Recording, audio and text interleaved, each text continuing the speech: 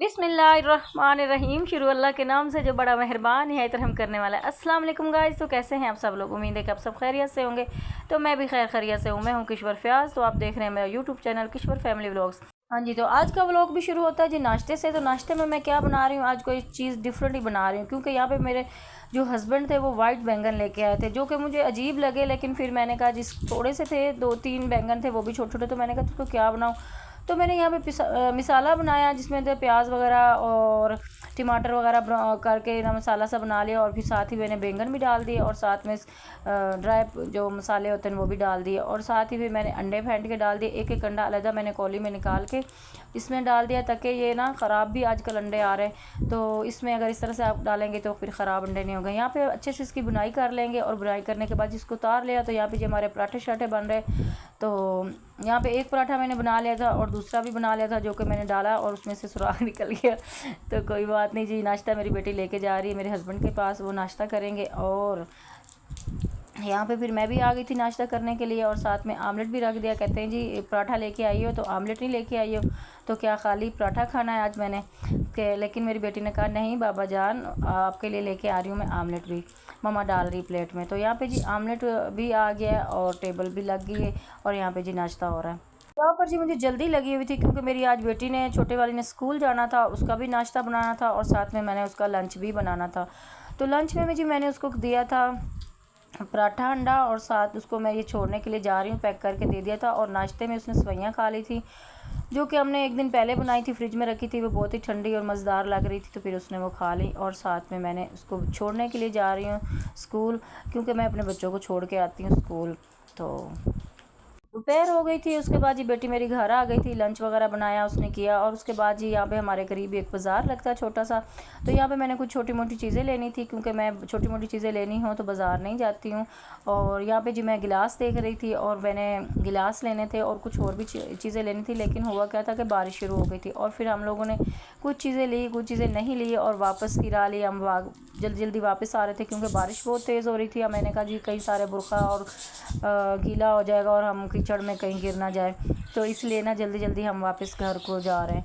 तो मेरी बेटी नाराज़ हो रही थी कि मम्मा आपने मुझे चीज़ें नहीं लेके दी। मैंने कहा कोई बात नहीं, हम फिर जाएंगे, फिर बाज़ार ले लेंगे। तो यहाँ पे जी मेरे गिलास देखने हैं, और आपने बताना है कि मेरे गिलास कैसे हैं। तो माशाल्लाह मुझे तो अच्छे लग रहे थे। आप लोगों ने कमेंट करके ज़रूर बताना है कि आप लोगों को कैसे लगे।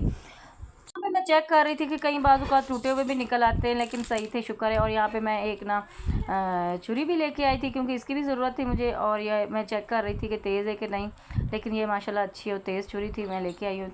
यहाँ पे जी आप लोगों के साथ सेवइयों की रेसिपी शेयर करूँगी, क्योंकि मैं यहाँ ये संडे वाले दिन की है, क्योंकि वीडियो मैंने नहीं बनाई थी उस दिन, क्योंकि मेरी तबीयत ठीक नहीं थी, वीडियो अपलोड नहीं कर पा रही थी। तो मैंने कहा चलो जी इसकी वीडियो बना लेते। तो यहाँ पे मैंने कुछ छुहारे लिए थे, उनको भिगो के तो गुठलियाँ निकाल के बारीक बारीक काट लिया था, और इसको घी डाल दिया था, और उसमें मैंने इलायचियाँ डाल दी थी। इलायचियाँ कड़कड़ाई तो उसमें छुहारे डाल दिए, और इसमें साथ ही इसको ना भून लेंगे, हल्का सा भून कर निकाल लेंगे, और दूसरा ड्राई फ्रूट भी बना लेंगे। वैसे इस तरह से ना शीर खोरमा बनता है, मुझे बहुत ज़्यादा पसंद है शीर खोरमा। ईद पर हम लोग ज़रूर शीर खोरमा बनाते हैं।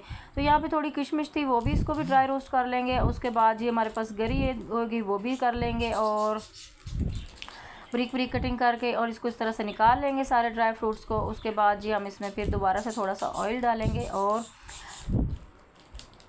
तो ड्राई फ्रूट जो था वो हमारा रोस्ट हो गया था, लेकिन चूल्हा थोड़ा सा तेज़ था, तो उसकी वजह से ये जो मसाला वगैरह उसमें जो खोपरा डाला था वो थोड़ा सा बीच साथ लग गया था। तो मैंने कहा अब क्या, कढ़ाई दोबारा पतीली धोनी, सॉरी कढ़ाई कह रही हूँ। तो मैंने सेवइयाँ डाल दी। तो ये वैसा तो रेसिपी शीर खोरमे की तरह ही है, लेकिन हमने इसको कुछ ड्राई फ्रूट डालने थे और मज़ीद, लेकिन नहीं डाले, क्योंकि उस दिन बारिश बहुत तेज़ हो रही थी। तो मैंने कहा जो है बस उसी में बना लेते। तो यहाँ पे जी दूध जो था वो मैंने पहले गर्म करके रख लिया था, और इसमें सेवइयाँ भून कर, ड्राई फ्रूट भून कर निकाल लिए थे।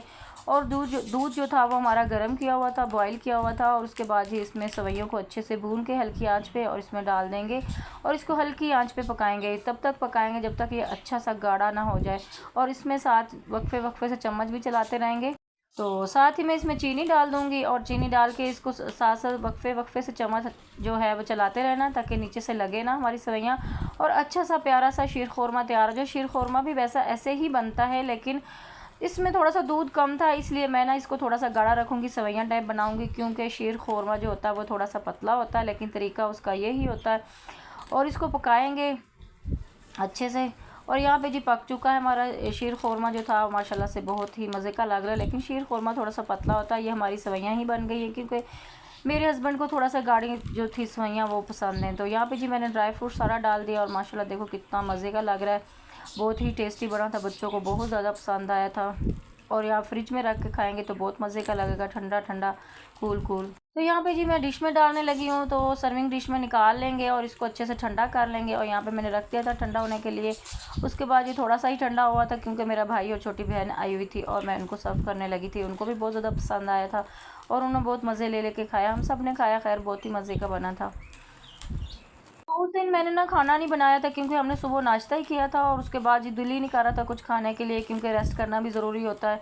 संडे का दिन था और ज़्यादातर कोशिश यही होती है कि जो हस्बैंड है सारा दिन काम करते हैं, मतलब पूरा वीक काम करते हैं और उनको एक ही दिन छुट्टी का होता है तो वो कहते हैं कि जी सुकून करो, रेस्ट करें। तो इसलिए फिर हम लोगों ने कुछ खाया पिया नहीं, दिल ही नहीं किया कुछ खाने के लिए। तो ये इससे अगले दिन की वीडियो है जी। हम कहाँ जा रहे हैं जी? हम जा रहे हैं बाज़ार, क्योंकि अब बाज़ार जाना ही पड़ गया क्योंकि मेरी बेटी जो थी उसकी जो था ऐनक ख़राब थी। काफ़ी दिनों से मुझे कह रही थी कि मामा ऐनक बनवा के दें। तो मैं उसको बस टोल मटोल कर रही थी कि आज जाएंगे कल जाएंगे। तो फिर आज उसने कहा कि मम्मा चलें क्योंकि कॉलेज खुलने वाला है और मैंने जाना है। तो यहाँ पे इसका जी फ्रेम जो था वो टूट गया था, टूटा नहीं था, टेढ़ा सा हो गया था, सीधा ही नहीं हो रहा था। काफ़ी दफ़ा, एक दो दफ़ा पहले भी मैंने सही करवाया लेकिन सही नहीं हुआ। तो मैंने कहा चलो जी इसके शीशे जो थे यही रहेंगे और जो फ्रेम है वो उसका चेंज करवा लेंगे। तो फ्रेम जो था यहाँ पे हम चेंज करवा रहे हैं, चेक कर रहे थे कि कैसा लग रहा है, मतलब फ़िटिंग में सही आ रहा है कि नहीं आ रहा। लेकिन वो भी भाई काफ़ी महंगा मिला हमें।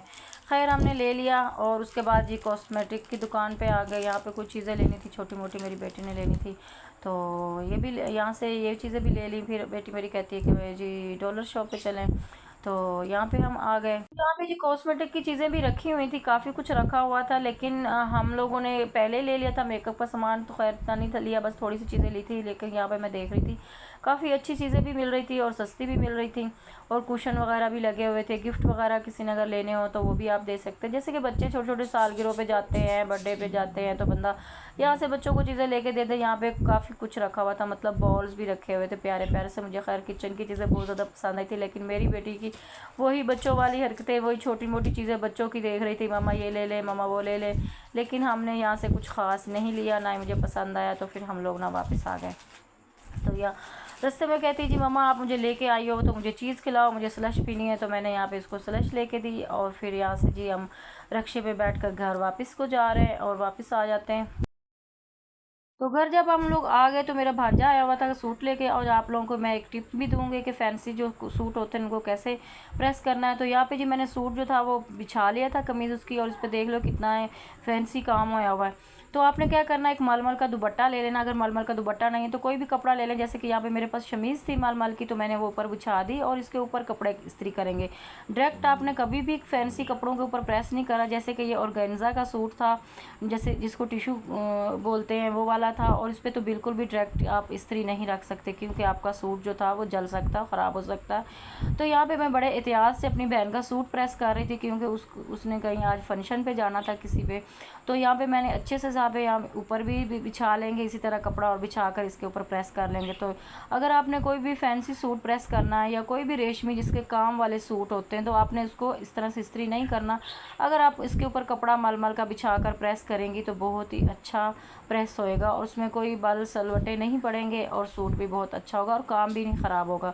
जैसे कि हम अगर डायरेक्ट करते हैं जिसके ऊपर कोई मोती लगे होते हैं या कोई सितारे लगे होते हैं, जैसे कि फैंसी सूट बहुत ज़्यादा होते हैं, तो वो आपके ख़राब हो जाते हैं इस्त्री करने से और जलने का भी ख़तरा होता है। क्योंकि मुझे अच्छे से याद है एक दफ़ा हमारे कज़न की शादी थी और मेरी खाला जो थी वो अपना सूट प्रेस करने लगी थी और उसने डायरेक्ट ही ऐसे रख दिया था और उसको नहीं पता था या शायद बेख्याली में या जल्दबाजी में उसने कर लिया और उसका सूट जो था वो फैंसी जल गया था क्योंकि जो उसने बारात वाले दिन ही पहनना था। फिर बड़ा मसला हुआ। खैर उसने सूट दूसरा जो था वो उसके पास कपड़े थे वो और प्रेस करके पहन लिए। लेकिन जो इंसान दिल से पसंद से चीज़ बनवाता है वो ख़राब हो जाए, जल जाए तो फिर मुश्किल होती है और परेशानी होती है, टेंशन होती है, बंदे को अच्छा नहीं लगता जो। हाँ जी, तो आप लोगों से इजाज़त चाहूँगी, जहाँ भी रहें खुश रहें, हंसते रहें, मुस्कुराते रहें। और चैनल पर फर्स्ट टाइम है तो सब्सक्राइब भी कर लीजिएगा और बेल आइकन को भी प्रेस कर लीजिएगा और अपना और अपने प्यारों का बहुत सारा ख्याल रखिएगा। मिलते हैं नेक्स्ट ब्लॉग में, तब तक के लिए अल्लाह हाफिज़।